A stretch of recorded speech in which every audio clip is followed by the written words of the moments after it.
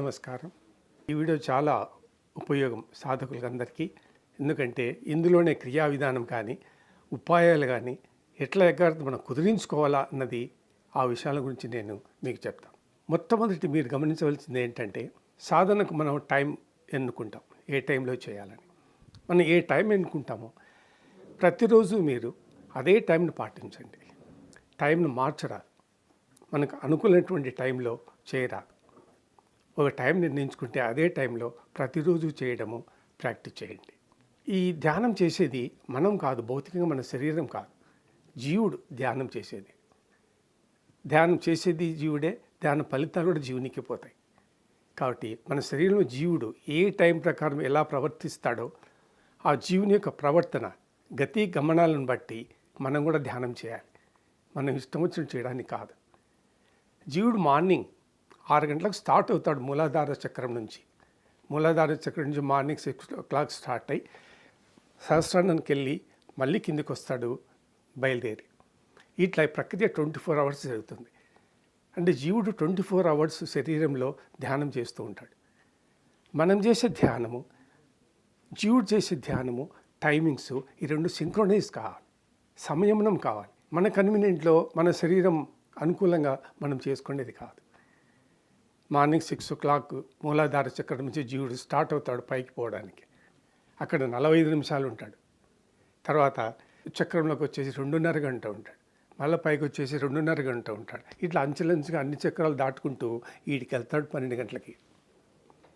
మళ్ళీ 12 గంటలకు తిరిగి బయలుదేరి మూలాధార చక్రానికి చేరుతాడు. ఇది 24 hours ప్రాసెస్ అన్నమాట. 24 hours జీవుడు ధ్యానం చేస్తూనే ఉంటాడు.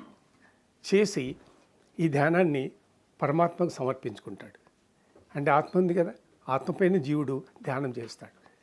అంటే రోజు 21,600 హంస అజప గాయత్రి దీపం చేస్తాడు జీవుడు. చేసి ఆత్మకు సమర్పించుకుంటాడు. అందుకే 21,600 హంస జపములు అంటాం. రోజు 21,600 వారం మనము శ్వాసలు పీల్చుకుంటాం, హంస జపం అంటాం. జీవుడు ఆ హంస జపం చేసి అజప గాయత్రి మంత్రం ఉచ్చరించి ఆత్మకు సమర్పించుకుంటాడు. మనం చేయవలసింది కూడా అదే. మన ఇంద్రియాలు, మన ఆలోచనలు కూడా జీవునితో ఏకీభవించాలి, ఒక తాటిపైకి రావాలి. మన యొక్క ఏకాగ్రత తర్వాత జీవుని యొక్క సాధన. కాబట్టి జీవుడు 24 గంటల ప్రాసెస్లో ఉంటాడు. కాబట్టి జీవునితో మనం కూడా సహకరించి ఆ టైంతో మనం కూడా సింక్రోనైజ్ చేసుకుంటే మంచిది. ఏ టైం చేసుకున్నా కూడా జీవుడు మాత్రం 24 గంటల ధ్యానంలో ఉంటాడు. మార్నింగ్ 6కి స్టార్ట్ అవుతాడు, మళ్ళీ నైట్ కల్లా బయలుదేరి సహస్రాల నుంచి కిందికి వచ్చేస్తాడు. 24 గంటల ప్రాసెస్ అనమాట. కాబట్టి ఆ టైం జాగ్రత్తగా మీరు సెలెక్ట్ చేసుకోవాలి. తర్వాత స్థలం, మీరు ఏ స్థలం ఎన్నుకున్నారో అదే స్థలంలో ప్రతిరోజు అక్కడే కూర్చోండి, మార్పు చేయకండి. స్థల ప్రభావం ఎక్కువ ఉంటుంది.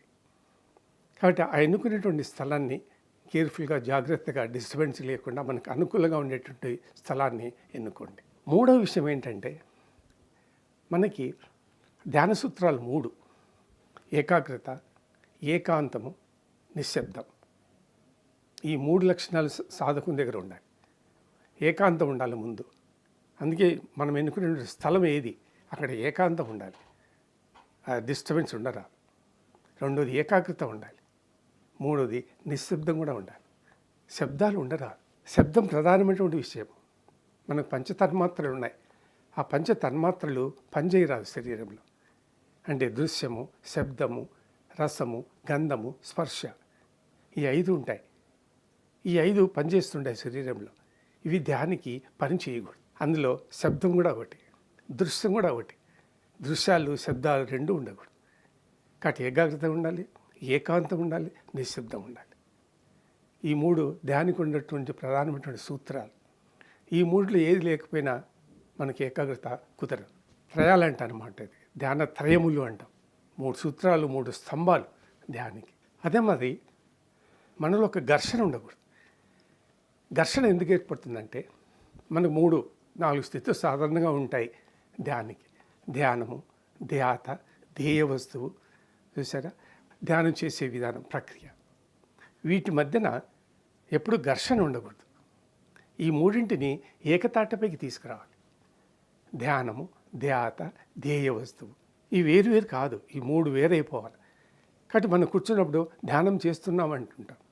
ధ్యానం చేస్తున్నాం, మరి బాగానే ఉంది. ధ్యాత ఎవరు? దేవస్తు ఎవరు? ఈ మూడింటిని మనం ఏకతాటికి తీసుకురావాలి.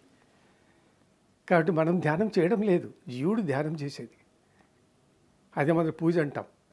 పూజ, పూజ్యము, పూజారి. పూజారి ఎవరు? మనమే పూజారి. పూజ ఏది? ఆత్మపైన చేసేది పూజ. వేరే పూజారి అక్కర్లేదు. అదే మా ధ్యానంలో కూడా ఎవరు? దేవస్తు ఎవరంటే నీవే. దేవస్తు ఏదంటే ఆత్మనే. నువ్వు ఆత్మ, శరీరం కాదు. కాబట్టి ఈ మూడింటికి ఘర్షణ ఉన్నట్లయితే మనకి ఏకాగ్రత కుదరదు. దాన్ని ఏకతాటిపైకి తీసుకురావాలి. సమస్తమైనటువంటి ఆలోచన జాలము అంటే థింకింగ్ నెట్ అంటాం అన్నమాట. ఆలోచన జాలం, నెట్. ఆ ఆలోచన జాలాన్ని, ప్రకంపనలని పూర్తిగా ఏకతాటిపైకి తీసుకురావాలి. ఆలోచన పరంపరలు ఉండకూడదు, ఆలోచన ప్రవాహాలు ఉండకూడదు. శరీరంలో నిల్చోవాలి, స్టిల్ అయిపోవాలి. ఉంటుంది స్టిల్నెస్ అంటాం. మనం స్టిల్ అయిపోవాలి. ఎప్పుడు స్టిల్ అయిపోతుంది? మనసు ఎప్పుడు స్టిల్గా ఉంటుందో అప్పుడు మనం స్టిల్గా ఉన్నట్లు. కాబట్టి మనసు చలించకూడదు, అందులో ఆలోచనలు రాకూడదు. మనసు యొక్క కర్తవ్యాలు ఏంటి? ఆలోచనలే. సంకల్పాలు, వికల్పాలు, ఊహలు, కల్పితాలు. చూసారా? ఇవన్నీ ఎవరు శరీరం చేస్తారు? ఎక్కడి నుంచి పుడతాయంటే మనసు నుంచే పుడతాయి.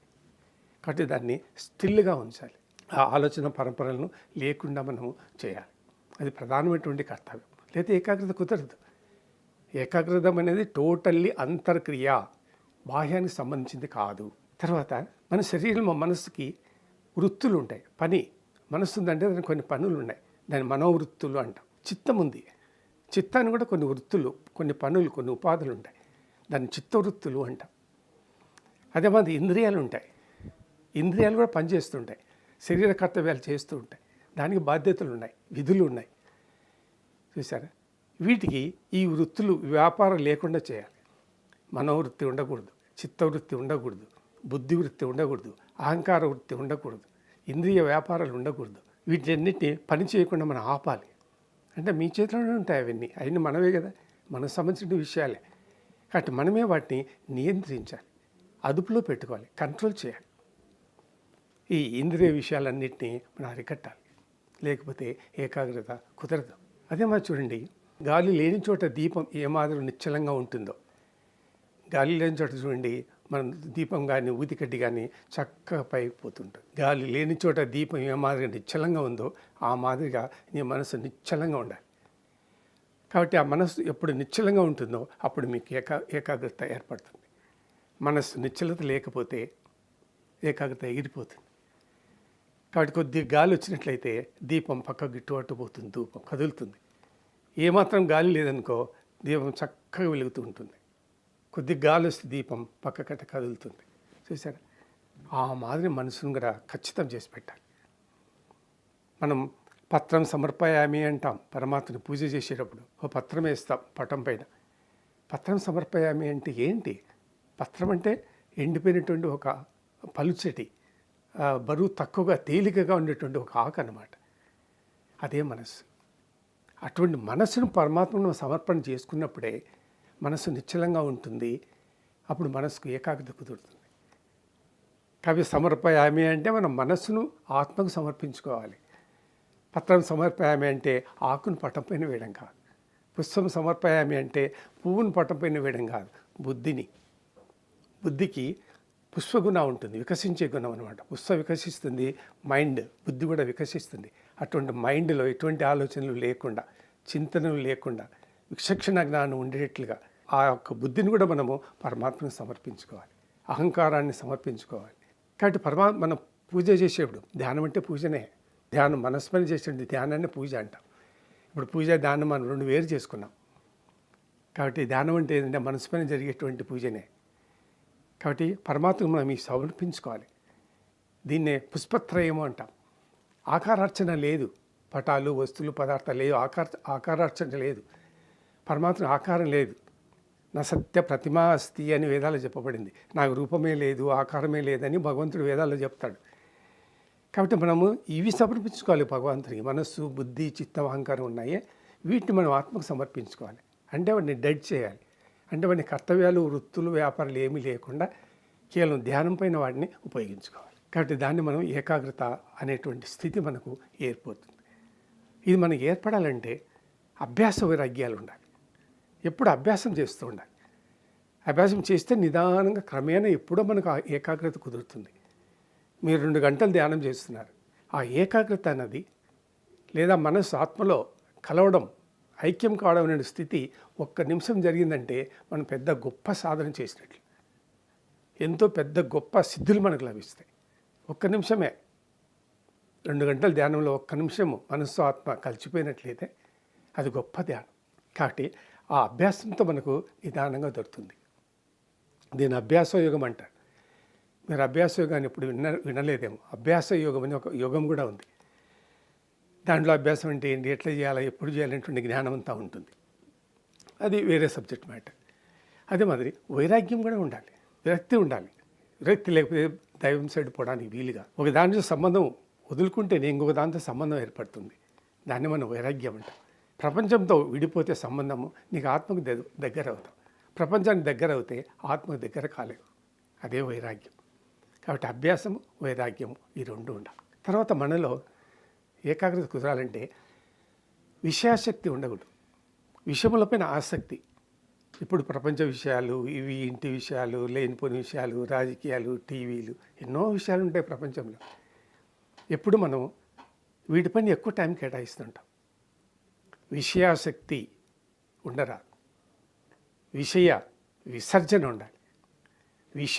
విషం కాదు, విషయాలే విషం. కాబట్టి దానికి విషయం ఏదంటే మందు, విష పదార్థం, పాయిజన్ కాదు. విషయాలే విషం. ఆ విషయాలే మన విషయంగా పనిచేసి ధ్యానంలో ఏకాగ్రతను చెడగొడతాయి. కాబట్టి ఆ విషయ జాలానికి మనము దూరంగా ఉండాలి. విషయాసక్తి, విషయ చింతన ఉండరాదు. విషయ విసర్జన ఉండాలి. అదే మరి 2వది పదార్థ భావన ఉండకూడదు. పదార్థాలపైన ఆసక్తి, వస్తువులు, పదార్థాలు ఇవన్నీ చూసా. ఇప్పుడు ఈ కాలం అంతా ఇదంతా పదార్థ ప్రపంచం, వస్తువుల ప్రపంచం. ఇల్లంతా వస్తువులే. మన ఆలోచనలు వస్తువులు, పదార్థాలపైనే. వస్తువులు, పదార్థాలతోనే మనము జీవిస్తుంటాం. శరీరం అంతా వస్తువులే ఉంటాయి, ఇల్లంతా వస్తువులే ఉంటాయి. వస్తువులు, పదార్థాలను మనం ఆనందం పొందుతూ ఉంటాం. వస్తువులను ఎక్కువ కొంటూ ఉంటాం. ఇంటి నిండా వస్తువులు నింపుకుంటాం. కాబట్టి దాన్ని పదార్థ భావన అంటాం. ఆ పదార్థ భావన పైన మన చింతన, ఆలోచన పోకూడదు. కుటుంబం ఉన్న తర్వాత తప్పదు, ఇవన్నీ ఉంటాయి. అందుకే యోగులకు, ధ్యానులకు ఇవన్నీ ఏమీ ఉండవు. సర్వసంగ పరిత్యాగులు వాళ్ళు పొయ్యి వంట కూడా వండుకోరు, భిక్ష తీసుకుంటారు. అప్పుడే మనకి ఏకాగ్రత కుదిరేది.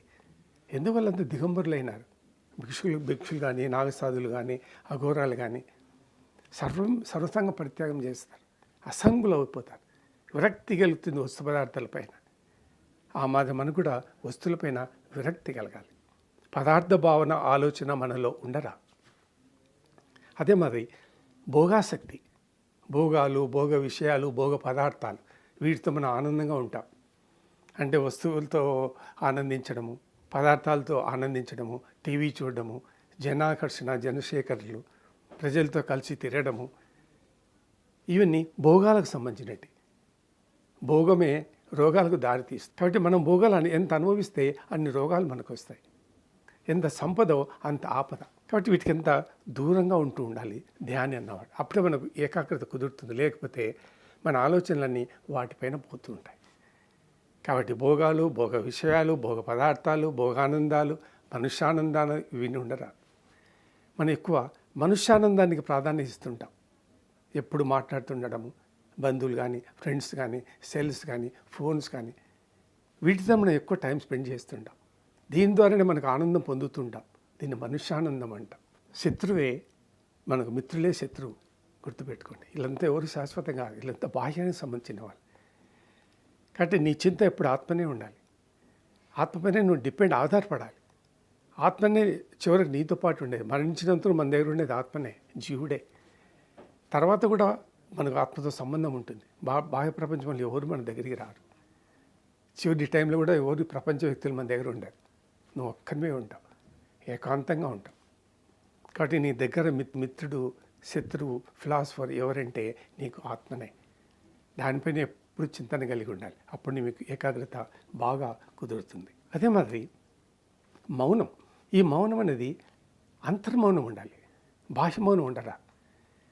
బాహ్య మౌనం అంటే వినకొనడం, లేదా కళ్ళు మూసుకోవడం, నోరు మూసుకోవడం, నరాలని బిగించి కూర్చోవడం గట్టిగా, ఇది బాహ్య మౌనం. అంతర్మౌనం అంటే మాట్లాడడం, అంటే మనసు కూడా మాట్లాడుతుంది. ఆ మనసును మనం మాట్లాడనీయకూడదు. గుర్తుపెట్టుకుని ధ్యానులు గమనించవలసిన విషయం ఇదే. మనసు కూడా మాట్లాడుతుంటుంది. ఆ మనసును మాట్లాడకుండా చేయడమే అంతర్మౌనం. ఇది ఎప్పుడు మనకు కుదురుతుందంటే, ఎవరికైతే ఆత్మజ్ఞానం బాగా ఉంటుందో, ఆత్మతత్వవేత్తలు వీళ్ళు ఏం చేస్తారంటే మనసును నియంత్రణ చేస్తారు, మనసును మాట్లాడకుండా చేస్తారు. అదే ఏకాగ్రత. కాబట్టి దానికి మూలం మనకి ఏదంటే మనోనిర్మలత్వం ఉండాలి, అంతర నిర్మలత్వం ఉండాలి. మనశ్శాంతి అంటే అదేనమాట. అందుకే మనం పెద్దవాళ్ళు చెప్తుంటారు, ఆత్మశుద్ధి లేని ఆచారమంతి ఎలా, చూసారా, చిత్తశుద్ధి లేని శివపూజ లేలా. ఈవెన్ పతాంజలి యోగంలో చెప్తాడు, చిత్తశుద్ధి నిరోధం యోగం అని. చిత్తాన్ని నిరోధించాలి. శిలల రాళ్ళకు ముక్కుతూ ఉంటే చిత్తము చెడును రా ఒరే ఒరే అనేటువంటి సామెతలు కూడా ఉన్నాయి. నీ మనసు బయట గుళ్ళు, గోపురాలు, మందిరాలు, విగ్రహాలు, పటాలు, చిత్రాలు పైన ఉంటే చిత్తం చెల్లిస్తుంది, మనస్సు చెల్లిస్తుంది, ఏకాగ్రత కుదరదు. కాబట్టి ధ్యానం అనే దాంట్లో కూడా రకాలు ఉంటాయి. అభ్యాస ధ్యానం చేయాలి, అనన్య ధ్యానం ఉండాలి, చూసారా, అమనస్క ధ్యానం ఉండాలి. అమనస్కం మనస్సు నశించాలి. అనన్య ధ్యానం అంటే ఆత్మ తప్పంగా మిగతా ఏ వస్తు పదార్థాలను పైన కూడా మీద ఏకాగ్రత ఉండరాదు. ఆత్మని రమించాలి, ఆత్మని క్రీడించాలి, ఆత్మపైన మైథునం చేయాలి. అంత ఏకాగ్రత ఉంటే, అంత ఏకాగ్రత వీటిపైన ఉంటే కానీ మనకు మనోనిర్మలత్వము కుదరదు. కాబట్టి ఎప్పుడైతే అంతర్మౌనం కుదురుతుందో అప్పుడు మనకి ఏకాగ్రత కుదురుతుంది. నవరంధ్రాలను బంధించాలి. గుర్తుపెట్టుకోండి, ఏకాగ్రత కుదరాలంటే నవరంధ్రాలని బంధించాలి. పంచతన్మాత్రలను నియంత్రించాలి. పంచతన్మాత్రలు ఏంటివి? దృశ్యము, ఇంతవరకు మీకు చెప్పాను. దృశ్యము, శబ్దము, రసము, గంధము, స్పర్శ, ఇవన్నీ శరీరానికి ఉంటాయి. ఇవన్నీ ఎప్పుడు మన శరీరంలో పనిచేస్తుంటాయి మరణించినంత వరకు. ధ్యానం పైన ప్రభావితమవుతాయి, ధ్యాన జీవితాన్ని ప్రభావితం చేస్తాయి. కాబట్టి ఈ పంచ తన్మాత్రలను మనం నియంత్రణ చేయాలి. ఈ ప్రక్రియలోనే మనకు ఈ మనోనిర్మలత్వం అన్నది అవసరం. నీలో నీవు జీవించాలి, నీ అంతరంలో నీవు ఉండాలి, నీకై నీవు ఉండాలి, నీ అంతరంలో నీవు ఉండాలి. బాహ్యంతో సంబంధం లేదు. కాబట్టి ఇదొక అంతర జీవితం. ఎక్కడ నువ్వు ఉండాలి, ఎక్కడ జీవించాలంటే ధ్యాన భూమిలో. కాబట్టి ఈ ధ్యానం చేసే సమయంలో మనం ఎక్కడ సంచరిస్తుంటాం? ఎక్కడున్నావు నువ్వు? ఎక్కడ సంచరిస్తున్నావు అంటే ధ్యాన భూమిలో ఉండాలి. దాన్నే మనం యోగ భూమి అంటాం. ఏది ఆ ధ్యాన భూమి, యోగ భూమి అంటే శరీరంలో ఎక్కడ ధారణ నిశ్చితమవుతుందో అదే మనకి యోగ భూమి, ధ్యాన భూమి. ధారణ ఒక చోట ఏర్పడాలి. ఎక్కడ ధారణా స్థలం ఏదంటే ఆత్మస్థలం. అక్కడ ధారణ ఏర్పడాలి. ఏర్పడిందంటే మనకి ఏకాగ్రత కుదురుతుంది. భౌతికంలో శరీరం బాహ్య ప్రపంచంలో సంచరిస్తుంటుంది. ధ్యాని యోగ భూమి, ధ్యాన భూమిలో సంచరిస్తూ ఉండాలి, అంతర్మణ ప్రయాణం చేస్తూ ఉండాలి. కాబట్టి ఎప్పుడు నిరంతరం మనకు ఎరుక, మరుపు అనేటువంటి ఉంటాయి. ఎరుక, మరుపు. ఎరుక అంటే ఎప్పుడు 24 గంటలు మనకు ఆత్మచింతన, ఆత్మభావన, ఆత్మధ్యాస ఉండాలి. దాన్ని మనం ఎరుక అంటాం. ఎప్పుడు ఎరుక ఉండాలి. కూర్చున్నా, పండుకున్నా, నిద్రపోతున్నా, కళలు వచ్చినా సరే ఎప్పుడు మనకు అదే భావన, అదే చింతనలో ఉండాలి. దాన్ని మనం ఎరుక అంటాం. ఎలాంటి మరుపు ఉండకూడదు. మరుపు అంటే ఆత్మని గురించి మనం మర్చిపోకూడదు. దాన్ని ఎరుక, మరుపు అంటాం. ఈ ఎరుక, మరుపు అనేటువంటి నీకు మనస్సులోనే జరుగుతూ ఉంటాయి. అప్పుడే మనకు అచల పరిపూర్ణత ఏర్పడుతుంది. అచలం, చంచలము, అచలము. మనస్సు చంచలిస్తూ ఉంటుంది. చంచలికుండా చేయాలి. దాన్ని చంచలికుండా చేసినప్పుడే దానికి అచలం కలుగుతుంది, చెల్లించకుండా ఉంటుంది. అదే అచల పరిపూర్ణత. ఆ అచల పరిపూర్ణతలో మనం ఉండాలి. ఆ అచల పరిపూర్ణత కుదరాలంటే మనము యోగ భూమి, ధ్యాన భూమిలోనే ఉండాలి. చాలా సూక్ష్మమైనటువంటి స్థితి, అంతరంలో జరిగేటువంటిది రహస్యమైనటువంటి విద్య. ఇది రాజవిద్య, రాజగుహ్య యోగం అంటారు దీన్ని. కాబట్టి మనలో భావం ఉండాలి, అంతర్భావం ఉండాలి, బాహ్య భావన ఉండకూడదు. భావమే ధ్యానం. భావం లేకపోతే ధ్యానం లేదు. కాబట్టి ఏ భావం మనలో ఉండాలంటే ఆత్మభావన ఉండాలి, అంటే యథార్థ భావన ఉండాలి, అనుమానం ఉండకూడదు. అంటే ఏదో వస్తువుని చూసి పదార్థాన్ని చూసి లేదా ఊహించుకొని నేను ధ్యానంలో ఉన్నానని ఉండకూడదు. అది అభావం. భావబంధం ఉండాలి. భావం అంటే యథార్థము. యథార్థంగా నీవు దృష్టి ఏకాగ్రత దేనిపైన ఉంది అన్నదే యథార్థం. ఆ యథార్థం ఏది అంటే ఆత్మ. ఆత్మపైన నువ్వు లేనంత వరకు నీకు భావన లేనట్లే, అంటే అభావంలో మనం ఉన్నట్లు. యద్భావన తద్భవతి. ఎవరు ఏ భావన ఉంటుందో వారికి ఆ భాగ్యం లభిస్తుంది. అందుకే ఆ యొక్క శ్లోకం చెప్పాడు, యద్భావన తద్భవతి. మనలో ఆ భావన ఉండాలి. శత్రుభావన ఉంటే మనకు శత్రువులు ఉంటారు, బంధుభావన ఉంటే బంధువులు ఉంటారు, మిత్రభావన ఉంటే మిత్రులు దొరుకుతారు. చూసారా? శరీర భావం ఉంటే మనకు జడస్థితి లభిస్తుంది, ఆత్మభావన ఉంటే చైతన్యం లభిస్తుంది. చూసారా? బాహ్య భావన ఉంటే జడం, బాహ్య ప్రపంచంలో ఉంటాం. కాబట్టి వస్తు పదార్థాలపైన భావన ఉంటే మనం మళ్ళీ జన్మకు వస్తాం, సంసారం లభిస్తుంది. సంసారం ఉంటే పునర్జన్మ, అది కూడా మనకు అవసరం లేదు. ఇట్లా మనము చూసుకుంటూ పోతే ధ్యాన ఏకాగ్రతకి మనము ఈ ప్రపంచ విషయాలు, వస్తువులు, పదార్థాలు, భౌతికాలు, ఆకర్షణలు, జనాకర్షణలు, జనసేకరణలు ఉండరాదు. అనాత్మాభిమానం ఉండరాదు. ఆత్మాభిమానం ఉండాలి, శరీరాభిమానం ఉండరాదు. తర్వాత యజమానిత్వం ఉండకూడదు. యజమానిత్వం అంటే శరీర యజమానిత్వం, అంటే నాది శరీరము, నేను అందంగా ఉన్నాను, పుష్టిగా ఉన్నాను, ఆరోగ్యంగా ఉన్నాను అని శరీరాన్ని అలంకరించుకోకూడదు. అనాత్మాభిమానం, అభిమానాన్ని తొలగించాలి. క్రియలు, కర్మలు, కార్యాలు, శరీరాంగాలతో పనిచేసేటువంటి పనులు, కర్మలు ఉండరాదు. ఇట్లా మనం అన్నీ ఒకటొకటి అంతర్క్రియలు చేసుకుంటూ పోతున్నప్పుడే మనకు ఏకాగ్రత కుదురుతుంది. నవరంధ్రాలు పూర్తిగా బంధించాలి. తర్వాత మీ దృష్టి ఇక్కడ భూమధ్యంపైనే ఉండాలి. శ్వాస రెండు నాసికారంధ్రంలో సమానంగా నడుస్తూ ఉండాలి. మీలో సాంఖ్యజ్ఞానం ఉండాలి, ఆత్మచింతన భావము ఉండాలి. ఆ తర్వాత మోహము, శోకము, భయము, భీతి ఉండరాదు. ఆకలి, దప్పిక, నిద్ర, సోమరితనము, నిర్లక్ష్యము ధ్యానానికి ఉండరాదు. ఇట్లా ఎన్నో మనకు ధ్యానం అంటే ఒక జీవన విధానం. గుర్తుపెట్టుకోండి, ఏదో భౌతికంగా కూర్చొని గంట 2 గంటలు కూర్చోడం కాదు, ఆ జడస్థితి. చైతన్య స్థితిలో ధ్యానం జరగాలి. అంటే ఇది ఒక జీవన విధానం. ఈ జీవన విధానంలో ఈ సూక్ష్మ స్థితులన్నింటినీ మనము గమనించాలి. అప్పుడే మనకు ఏకాగ్రత కుదురుతుంది. కాబట్టి ఏకాగ్రత లేనిది ధ్యానం లేదు. ధ్యానం చేస్తున్నాం, ఏకాగ్రత లేదంటే మనము ధ్యానం చేయనట్లే. ఏకాగ్రత ప్రధానము, తర్వాత ధ్యానం. మనశ్శాంతి ప్రధానమా, ధ్యానం ప్రధానమా? ముందు మనశ్శాంతి ఉండాలి, మనం ధ్యానం చేసుకోవాలి. అట్లాగే ముందు ఏకాగ్రత ఉండాలి, ధ్యానం చేయాలి. ధ్యానంతో ఏకాగ్రత కుదరదు, ధ్యానంతో మనశ్శాంతి రాదు. ఏది ముందు ఏది వెనుక మనం తెలుసుకోవాలి. ఈ విధంగా మరికొన్ని అప్డేట్స్తో మళ్ళీ కలుద్దాం. అంతవరకు సెలవు.